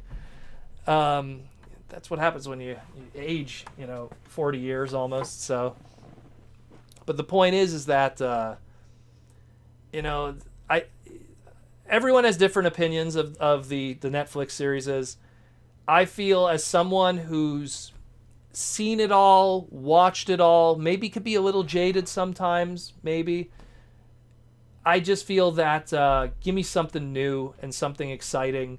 And I think 6 episodes isn't enough time to get me invested before you pull the plug and then move on to another 6 episodes of a different story. I mean, I think I had more enjoyment in that one Skylynx episode where they kind of developed him than I did in probably the whole run of Earthrive's 6 episodes. And Siege was just, I don't know. Siege was just kind of by the numbers. It was just kind of like, we got to get that, that Allspark into the space bridge so we could tell that story again. So, I don't know. That's just my take on it. That's just my take. Alex Lemon wants to know, Dear Proto, if Loud Pedal had existed in the 80s, who would have cast his voice for him in the 80s cartoon? Personally, Paul Williams would have been a best fit for him, period. Well, let's think. It would be the 80s. Loud Pedal, Decepticon Trax character. Who is a snooty guy that was kind of a villain in the 80s? Let me think for a second. Who is the villain in Princess Bride? I forget the name of the actor who was the villain in Princess Bride. He could work, I guess. That's one example. You have to understand, too, if you really want to be really... You got to go well, who was in Sunbow's... Sunbow. Who was in Sunbow's library of voice actors that was working on G.I. Joe and Inhumanoids and Pride of the X-Men? Who was in that bubble that could have also probably fit in that role with what Marvel was doing with Transformers at the time with animation? And it's okay. Is Chris Latta free? Is he not doing Starscream? Does he want to do another voice? Arthur Bergham, who did only Devastator in G1. He was known as Destro in G.I. Joe. You have to kind of if you really want me to give an answer, it's one of these things where I'm going to be all right, list everyone that was working for Marvel at the time between 1982 and 1987. Ninjatron says Tim Curry. Yeah, I could see that. I could see Tim Curry. What was Tim Curry doing at the time? I'm trying to think, in 1984, let's say Loud Pedal, no, he'd be a 1985 character because it's Trax. 1985, what was Tim Curry doing at the time? I don't know. I do not know. But thanks for the question, brother. Where we at with the super chats? We only have half an hour left, people, so be sure to get your super chats in. Hey, Brodo, what is your favorite Commander Transformer? Well, considering there's not many, I like Skylynx, although I really like all the extra blast accessories that came with Jetfire, but I'm going to go with Skylynx, and I don't have Double Dealer yet, so I don't know if I would like him more. But Skylynx is rad, and I like Skylynx as a character. Has nothing to do with the fact that like he was really good in the show or anything. In Earthrise, just it was a good toy. It's a good toy. I like that he turns into a base, and it kind of works with the whole Scramble City, not Scramble City, zone base kind of thing. The blue with the rocket. Really like it. Really like it. Like it a lot. Legend. He was working on Legend? Really? Well, then I don't think he would have been good for Loud Pedal. He should have been Unicron. Imagine Tim Curry as Unicron though. I don't know, but it's true. Was he doing Legend at that time? 1985. Maybe you're right. I don't know. I have to look that up. I haven't seen that movie in forever. But yeah, that's possible. That's very possible. Very, very possible. No, but you think about like Legend, man. Oh, it's true. Double Dealer was a leader class. That's right. I don't have it. That's the problem. I don't have Double Dealer, so that is the problem more than anything. Not enough commanders to compare right now. When we get like 5 or 6 of them, then maybe that'll be a good question to ask. The King of Beast Wars wants to know, hey Proto, do you think we will get 3 Beast Wars characters that aren't in Kingdom in the future toy line? I think if Beast Wars sells very well, we'll get a lot more Beast Wars in the toy line. You know what's sad though? I was saying like how if you look at Wave 2 of Kingdom, it has only 2 Beast Wars characters. The whole thing. Core Class, Deluxe, Voyager, Leader. Only 2 Beast Wars characters. It has Dinobot and it has Air Razor. Everyone else is G1 or like the Fossilizers, which is not technically Beast Wars. Technically. So anyone that says, oh man, I don't like Kingdom, it's 2 Beast Wars. Man, it's... Wave 2 is already shaping up to be 80% G1 and like 10% original characters and 10% Beast Wars. So I want more Beast Wars for my Kingdom. We'll probably get more characters. I think Kingdom is selling very well from what I'm seeing. It's flying off the shelves despite the fact that we're in the middle of the big V. People are still finding their ways to Walmart and still buying product. So I think that we're probably going to see more of the beasts in the future. That is faux show. Eastman777 has a super chat question. Thank you, Eastman, for asking a super chat question. I appreciate everyone who does a super chat. He says, hi, man, love the show. Thank you, Eastman. I love you, brother. Have you collected every single Transformer from the Generation 1 catalog? What are your remaining grails? So, let me just move a little bit. That's G1. 1984 up until the end of... Jeez, that's when you're doing everything backwards. To the end of UK G1. I have almost everything of every region. Almost every... And when I mean regions, you have Western region, UK, and Japan. I have almost everything. What am I missing? Stupid stuff. I'm missing a complete road fire from Transformers Zone.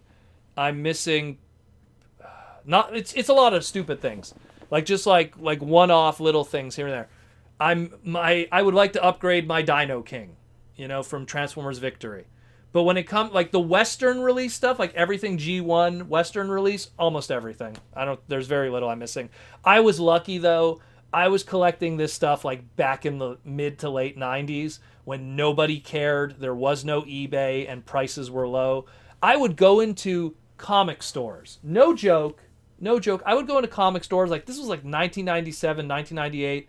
And people would have mint on card, Power of the Force, Princess Leia, which today mint on card is like $10. No one cares. And they'd be asking $40 for that thing. And complete G1 Jetfire, 100% complete, $20, get it out of there. Complete G1 Ultra Magnus, $10.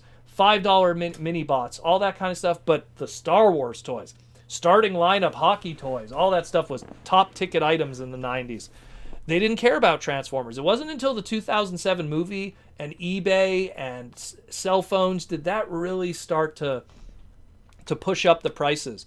But I was very lucky to get that stuff cheaply, combined with the fact that my father, who's a toy collector, gave me a very good piece of advice, which is collect backwards, meaning that if you're going to collect something as a completist, get the rare stuff and the expensive stuff out of the way first, because that way, if time progresses and you don't get to some of that cheaper stuff, if it does increase in value, it only kind of increases a little bit, doesn't go nutty. And even if it does go nutty, it'll retrace itself back down. Like some of the Scout classes went from $9.99 MSRP to $40, and then they retrace back down to $15. So I have almost everything, but not everything. But then when you're talking the other stuff, I was a completist up until about 2010. And then I kind of started to go, you can't do this anymore. So, but yeah, thank you for the question, brother. That's a good question. I like it. Oh, and the second part of your question, what is my remaining grails? Animation cells, not really figures. I always look at Transformer animation cells and I go, do I want to spend $500 on a piece of cellulite? It's ooh, I don't know. Animation cells are my thing because I love owning pieces of history. I love just hey, that scene? Paused. I own that. That scene couldn't exist with what I'm holding in my hand. I love that stuff. Love it. Love animation cells. Figures, what's my grail right now? What would I like to own that's really rare and expensive? I don't want to say holy grails because I got all my holy grails. Prototypes and stuff like that, I usually pay good money for those, I got my grails. My grail back in the day was getting an 86 hot rod. Now I own 1,000 of them. My 86 hot rod and Rodimus was my grail. And then after getting that, my grail was G1 Starsaber. I ended up getting that in high school. And when I mean high school, I got it in 1998. That's when I got G1 Starsaber. Oh man, it's animation cells right now. There was an animation cell of Unicron from the 86 movie. It ended up selling for $2,000 on eBay a couple months ago. Someone was selling it because they needed the money because of what's going on in the world. And I was so tempted to buy it. I was so tempted. It's the one where he's just flying Cybertron before he smashes on it. Now you will witness its dismemberment. And that shot. Oh, I wanted to own that. And they had it. And I just couldn't. I just couldn't spend that kind of money. Couldn't. But yeah, thank you for the question, brother. Thank you so much. What's next? Where are we at here? We got 20 minutes left on the super chats and on the stream. We got a question from Beats. Wants to know, are you going to see Silverbolt in the Kingdom line? I think Season 2 characters will happen. They're just not going to happen with Kingdom. I think, the way it looks like with Kingdom is it's going to be Season 1 guys. Season 2, whatever will be the next series, next trilogy, we'll see more of that. We'll see Silverbolt. I think, to introduce Fusors, I think in that, in the soup that is Kingdom right now, and Transmetals and Transmetal 2s, I think it's still too early for that. We're still trying to deal with fossilizers, from a marketing standpoint. So I think that we'll see it in the future. We'll see it in the future for sure. We have another super chat from BioLink Master. BioLink Master, thank you.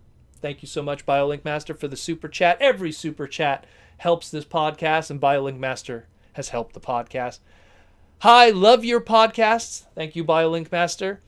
Which would you say is the best generation of Transformer toys in terms of quality? Quantity, quality, design, reception from the fans. I've said it many times, and it's not even me being biased. I feel that Kenner's Beast Wars saved the brand and was was such a turning point. Number one, in terms of consistency of quality. You ever buy Transformers today and some of them are loose and some of them aren't, and then you buy the same one again and some of them have good paint apps and some of them don't? I have been buying and selling Beast Wars toys for 25 years. I've never seen defects. I've never seen mispaint applications. Kenner's Beast Wars, before Hasbro took it back, was amazing. Number 2, yes, late G2 brought in the ball joints, but Kenner's Beast Wars perfected the ball joints, perfected keeping the weapons on the body instead of it being something on the side that could get lost. Tuck it in. Even someone like Pterosaur, that's a flip changer. Just put the gun behind his neck and then, it's safe. It's stored away. Beast Wars will always be, in my opinion, the best Transformer toy line. But that being said, you could argue Masterpiece. You could argue the awesomeness that is the Alternators line. As a car guy, I love the Alternators line. But at the same time, in terms of quality of product, quantity of product, consistency of quality, Beast Wars. If you put aside, let's say the McDonald's Beast Wars toys, right? Put those aside. Name a bad Beast Wars toy. Retrax, maybe? Maybe? Transketo, maybe? Because he's shelf-warmed? Obviously, and don't count stuff that has gold plastic. That's time and engineering that kind of screwed that over. But, Beast Wars just... But again, you can't argue G1. You can't argue that G1 didn't have an impact. You can't argue how great Masterpiece is. You can't argue how consistent the animated line was, where every single toy had a show appearance at some point, unless you count weird repaints. Some of the repaints didn't have show appearances, but everyone who had a mold had a show appearance, even something like Oil Slick. There's a lot of really good lines, but I always fall onto Beast Wars just because it's such a great line, and there's so much good consistency, originality, all these designs that we never saw before. I always appreciate that. I always appreciate that kind of stuff where when you try to do something different, instead of giving me another Optimus that turns into a truck, another Bumblebee that turns into a sports car, another Prowl that turns into a police car, you give me a Prowl that turns into a lion. You give me an Optimus that turns into a gorilla. You give me instead of a Bumblebee, a cheetah, another kid thing that's a cheetah. I can't argue with that, man. Give me I want something that turns everything on its head, that's super fresh. I think that's why the 2007 movie was received so well also, was at the end of the day, it was also very different. Who is this Barricade guy? Who is this Blackout guy? All these new Decepticons that people could chew into. A yellow Ratchet? Wow, a yellow Ratchet? Okay. Bumblebee's a sports car, not a Volkswagen Beetle? All right. Wait, Ironhide is a top kick pickup truck in black with 2 giant cannons? Oh wait, he was a pickup truck once before, actually, from the Universe line. That's true. Oh well, but still. It was that's in that's 2003. But anyways. Thank you for the question, BioLink. And he says, thank you so much for answering. I've been collecting Transformers since 2016, so I missed a lot. But I watched Beast Wars, and I meant to want to buy Beast Wars toys. It's hard these days, but Kingdom will suffice. I actually gave advice about this not too long ago. It's probably only 1 or 2 weeks ago. Someone asked a listener question from the Patreon about collecting Beast Wars toys. And I always tell people, if you want to buy Beast Wars toys, there's a lot of people. Don't look for individual Beast Wars toys. Type on eBay, Beast Wars lot or Beast Wars collection. There is people that are just unloading full collections of Beast Wars toys. And you end up getting 12, 13 figures for 80 to 50 bucks. Yeah, they might be missing a weapon here and there, but you get to enjoy the experience. Quick, name all the spy changers in Japanese or in English. Let's do it in Japanese first. Okay, Artfire, Eagle Killer, Arrow, Counter Arrow, Wars, Rev, and what's the last one I'm missing? Ox in Japanese. In English, it is Hotshot, it is Rev also, it is Wars also, it is, Mirage. Mirage instead of Counter Arrow, it was Mirage. Who's the last English one? I know I'm forgetting one. Rev, Hotshot, X-Car. X-Car. X-Car. So there you go. I gave you in both regions. And if you want to count extra spy changers, X-Brawn, Speedbreaker, a.k.a. Sideburn, Daytonus, Sideswipe. They did Spy Changers too of Scourge and everything. I'm sad, aren't I? I was able to do that all on the fly. Anyone that ever says, "Oh, Proto Man doesn't know what he's talking about. He just reads the wiki and then repeats it." You have no idea, man. You have no idea what's going on in this small head. Hey, Proto, what's on the current BRZ? I love the BRZ, the Subaru Impreza BRZ. I think it looks really sexy. I saw a Subaru Impreza WRX 2005 souped up today on the way to the grocery store. Some guy was on the highway just blasting it. I was so jelly.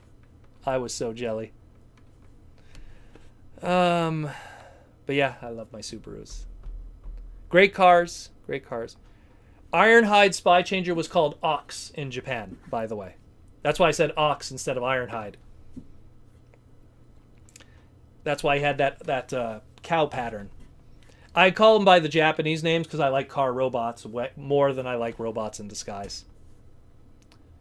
The real question is, who has a Unicron pre-ordered?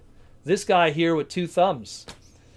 You know what scares me? I want the snow. I want the snow to stop outside because my fear, oh my God, is they're going to leave it outside in the cold and the box is going to be on snow and it's going to destroy the cardboard box. That's my biggest fear because because of what's going on right now with the Big V, the mailman just drops your product, rings the doorbell, and runs away. Even if you're not home. Like, he just bolts. And I should have sent it to my office. In hindsight now, I should have sent it to my office. But here's me going like, this thing's going to be huge. Well, I'm not going to send it to my office. How am I going to, like, bring that home? It's like a dishwasher. Look how big. It wouldn't even fit in the back seat, probably, with the box. I don't know. I have it coming. It's coming. They said March, right? March is when it's going to be arriving.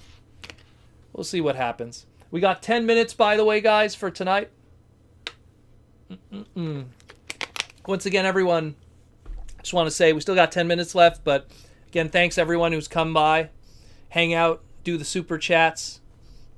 Always appreciate it. Talking Transformers tonight with all my boys and girls. Proto, what kind of toy line trilogy would you want after War for Cybertron?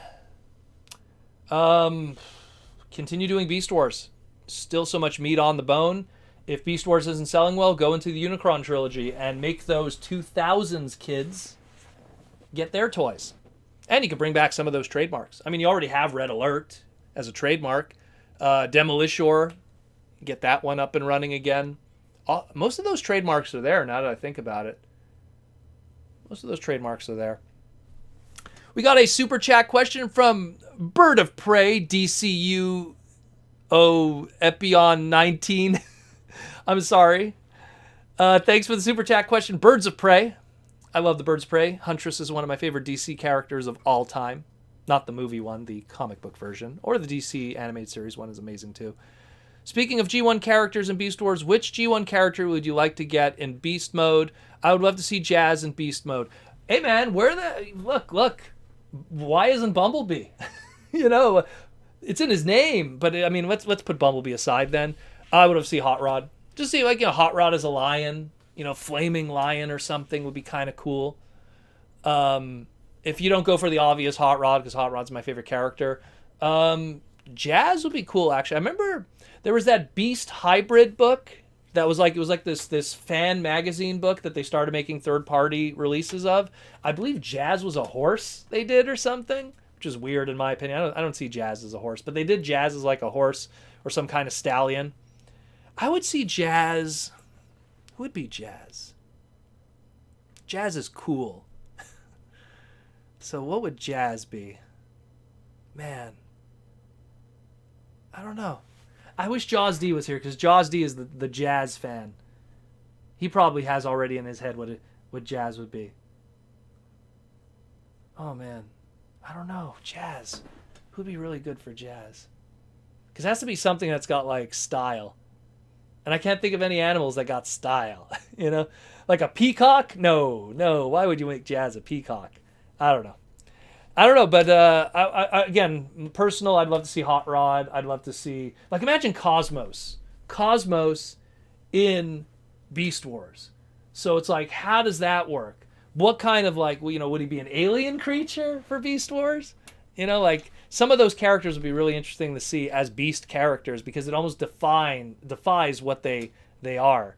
But it would be cool. I'm pretty sure some people have answers for Jazz. I'm sorry I can't think of one for Jazz, though. Man, that one's a tough one, actually. The Scatman Crothers voice actor, too, with his amazing voice. I'm on Beast Wars. CR Chamber? What is that? Jack? Anyways. Next question. But thank you for the question. Birds of Prey. Jason Whaley. What up, Jason? Jason wants to know, with Kingdom doing so well, my wallet can speak for it. I hear you, brother. Would it be a good idea to do more G1 Beast Wars team-ups or Beast Wars and Armada? Well, from what I could tell, Beast Wars is selling very well. So they're probably going to do, in my opinion, I feel like they're always going to do sprinkle something, but always keep the G1 basis. And I think the main reason why they keep the G1 basis, even with something like Kingdom, is they need to keep those trademarks. Like, if you just go full-on Beast Wars, let's say legitimately they went 1 year full-on Beast Wars. Where's Bumblebee? Oh, wait, Buzzworthy Bumblebee toy line. There you go. If you do full-on Beast Wars, like, what other trademarks? I'd have to look at the shelf, but, like, like Beast Wars has Ironhide, Beast Wars has Prowl, Beast Wars has no Starscream, but there's a Starscream core class. So they make sure that they put in those characters to keep those trademarks. What's sad is because we got a Fire Truck Inferno, I don't know if we're going to get a Fire Ant Inferno, which sucks because I love Fire Ant Inferno. He is amazing, and his voice actor's a really cool dude too. So yeah, we're gonna probably get more Beast Wars, and when it starts to wane a little bit, then we'll go into Unicron Trilogy. And then, think about it. If you were a kid who was like 5 years old when, like, Armada came out, right? Like, now, oh, hey, you were 5 when Armada came out. Now you're in your 20s. You're a prime buying market. So those kids who were watching Prime when they were kids, it's not Prime, watching Armada when they were kids, now they could be people buying the toys today. So it would work out perfectly. Armada, Energon, Cybertron, that trilogy of people who grew up with that. They love it. But thank you, Jason, for the question. Sam wants to know. Sam has been very good today with the super chats. Sam is awesome. Sam, by the way, I noticed that you're, I guess you're in the UK or something. That's pretty cool, because I could see what your super chats are in. What do you think are the chances of a Masterpiece Skids that could lead Skids to getting more appearances in fiction? I'd like to see him get more use. Well, so we'll start with, like, G1 cartoon. Obviously, he just has his... I did it on Twitter. I posted every line and every appearance by Skids in all of Generation 1 animation on Twitter. You could fit it all in 2 minutes. 98 episodes of G1, you could fit it all in 2 minutes. And he has like 3 lines. Actually, 2 lines. And they were done by 2 different voice actors, which is even more crazy. No consistency with G1 Skids. In the comic books, though, Marvel Comics, he had some pretty good stuff. He had a very hot girl that was with him in that issue. I forget, it was issue, I want to say issue number 27 of the Marvel books, something like that. He's right on the cover. So Skids is in comic book stuff. Skids is not left out, but animation, yeah, I do agree. Animation, he gets the shaft, and no one wants Skids from the Michael Bay movies. So that's the Skids we don't want. And then you have Skid Z, which was the Indie Heat repaint of Car Robots Indie Heat into Skid Z, which I love that mold because I love Formula One cars, but that I wouldn't count that as Skids. So I think we'll get something, but we're going to get something more so because Skids is a trademark they want to keep forever. So sooner or later, we'll get some. Look, think about it this way, right? Bludgeon, right? Bludgeon. Bludgeon has been a very popular character, but only because of the comic books. Never really had an animation appearance kind of thing. And then recently, because of Cyberverse, now we got Bludgeon. And he actually kind of had a little bit of a focus at some point. Again, I don't want to spoil too much because Cyberverse still is pretty fresh. But if Bludgeon could get a chance after all these years, I'm still waiting for my Nightbeat. Yo, where Nightbeat at? Where Nightbeat? Why isn't Nightbeat getting more love? I love Nightbeat. So I think everyone has a chance sooner or later. If you love a character, probably he had more opportunities in comic book form, unfortunately, than animation. But let's hope for the future. And Skids is an interesting character, Hopefully we could get more. Where's Swerve? Where's the metallurgist, But yeah, thank you for the question, man. Thank you. We have a super chat question from Downright Superb. Did Star Convoy die in Beast Machines? Well, technically, everyone's spark got separated from their body in Beast Machines, so they were all temporary in stasis. I think you have to understand, in terms of the timeline, Optimus Prime wouldn't be Star Convoy, because after Star Convoy and Operation Combination was the G2 War, which had story pages in Telly magazine. And he just got the new bodies. He got that first. He got that Hero Optimus Prime body. Then he got the Laser Rod Optimus Prime body.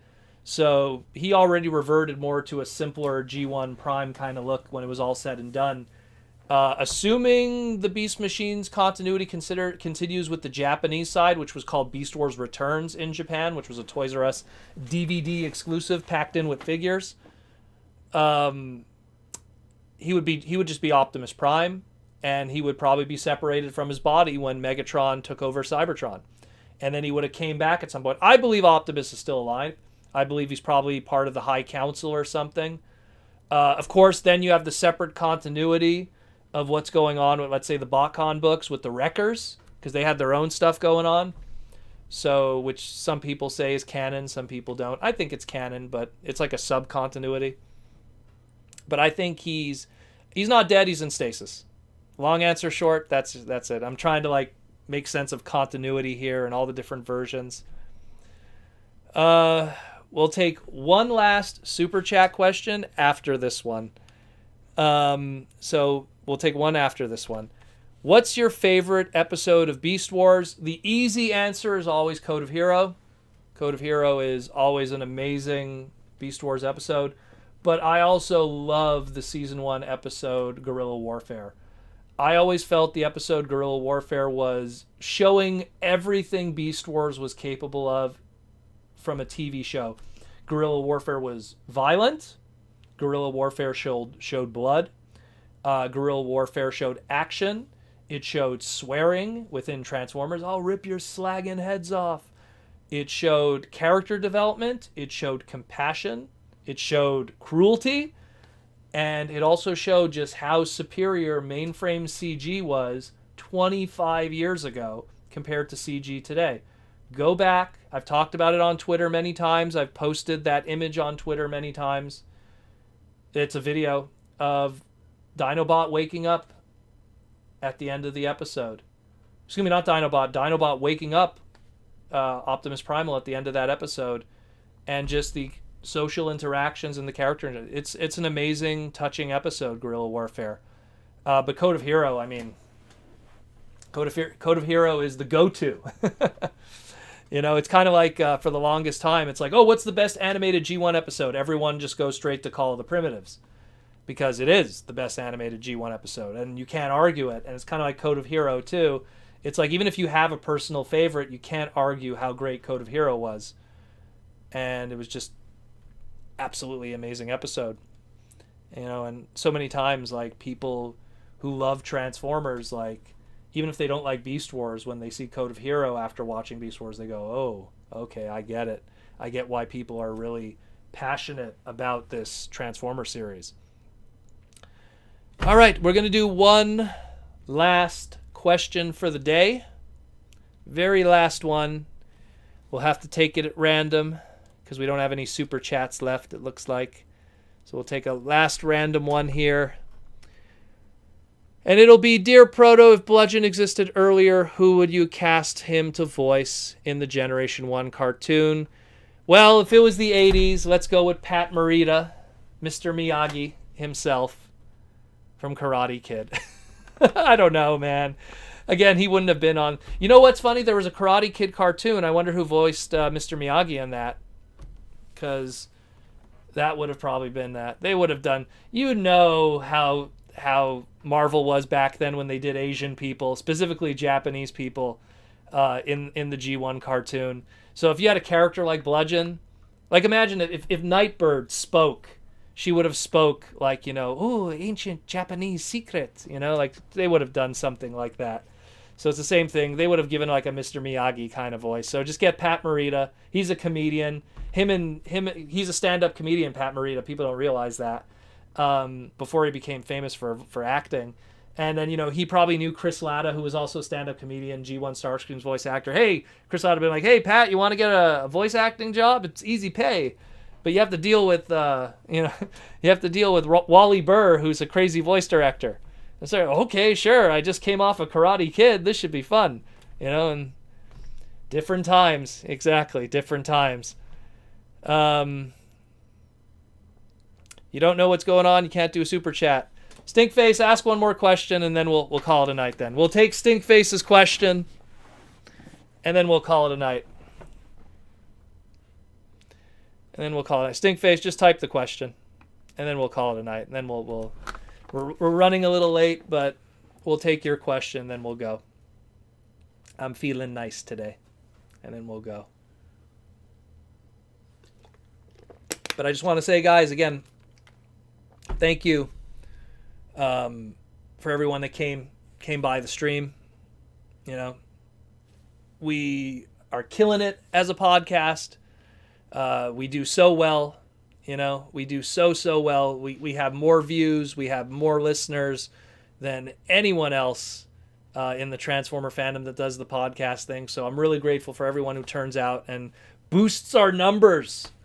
And, enjoys everything that we do. I like to feel that everything that we talk about and all the knowledge that I spout does some good, at least a little bit. And again, if you want to support the podcast and help out, down in the description below, patreon.com/protoman. Come join the Patreon. Helps out a lot. It helps the podcast keep a daily cycle. Didn't have a question, brother. Just trying to support the channel. Thank you, Stinkface. Thank you. Well, again, join the Patreon, brother. You know what I mean? That's what I always say. Join the Patreon. Like, I find that the Patreon, what I like about the Patreon and why it's the most important is because we never know in the future what will be YouTube. YouTube could disappear tomorrow. And at least if I have Patreon as a solid foundation, I could take everything we're doing here and I could bring it to Facebook, or I could bring it to Twitch, or I could bring it somewhere else. And at least if I have Patreon, I don't have to worry about the basis of partnership or stuff like that. So it makes a big difference. But thanks again, Stinkfist, for the kind words. And again, if you want to support the podcast, patreon.com/protoman. It'll be in the description in the repeat of these episodes or in any other segment of the podcast. It's always in the description. Come join us. You get a whole bunch of cool stuff. You get to ask listener questions, all kinds of things too. And we have our Discord. Our Discord, I have to say, is amazing. We post every week all the sales. Jason knows what I'm talking about in the chat here. All the different sales that we have, we share. $2 Transformers or this and stuff. We try our best. We try our best to give amazing content, rare lore stuff, all kinds of cool things. But yeah, again, thanks again, guys, for coming through to the podcast and the stream and everything. We topped out at 201 people at one point, so that's pretty cool. I just want to say you guys are awesome. You make it fun every week, and I look forward to it every time. And just be sure to tune in tomorrow. We're going to have more Transformer stuff, more segments. I'm working on a Unicron financial segment and all kinds of cool stuff too to talk about. and we'll just open our minds and educate ourselves on the world of robots that turn into little thingies. So thanks again, everyone. Thanks again for coming. I can't thank enough. And all I'm going to say is, like I always do, roll out. Bam.